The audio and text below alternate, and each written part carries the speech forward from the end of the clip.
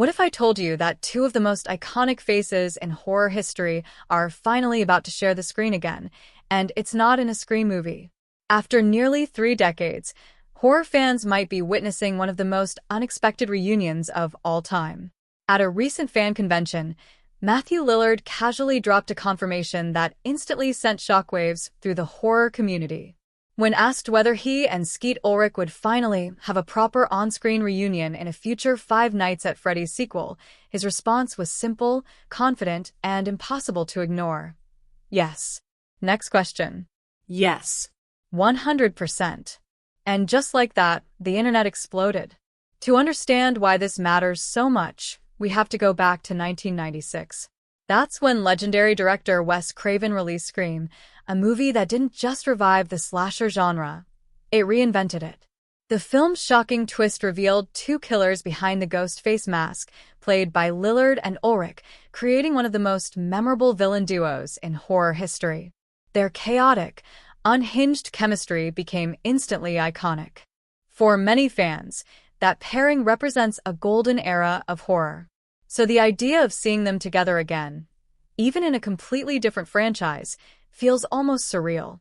Fast forward to today, and both actors have found themselves deeply rooted in another massive horror universe, Five Nights at Freddy's. Lillard plays William Afton, the sinister co-founder of Fazbear Entertainment and the twisted mind behind much of the franchise's tragedy. Ulrich joined the sequel, Five Nights at Freddy's 2, as Henry Emily, the other co-founder and a character with deep emotional ties to the story's darkest events. On paper, this already sounds like a perfect setup for dramatic tension.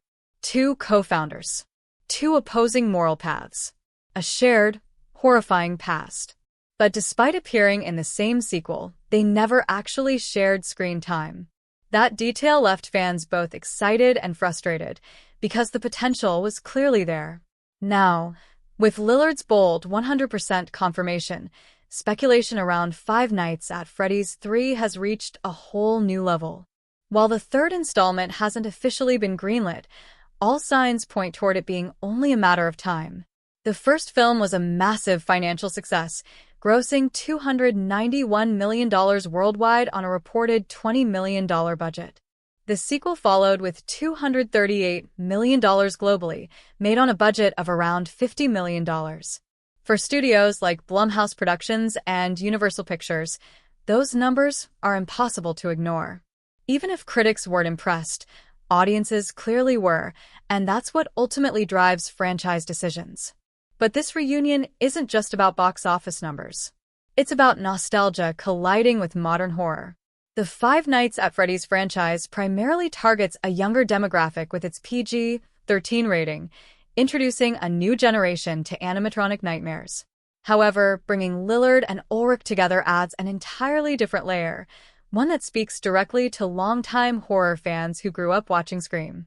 It bridges two eras. On one side, you have 90s slasher nostalgia. On the other, you have a modern video game adaptation turned blockbuster franchise. The crossover appeal alone could be a marketing goldmine. From a storytelling perspective, the potential is even more exciting. William Afton and Henry Emily aren't just random characters. They are the emotional and moral center of the FNAF lore. Afton represents corruption, obsession, and pure evil. Henry represents guilt, responsibility, and tragic loss.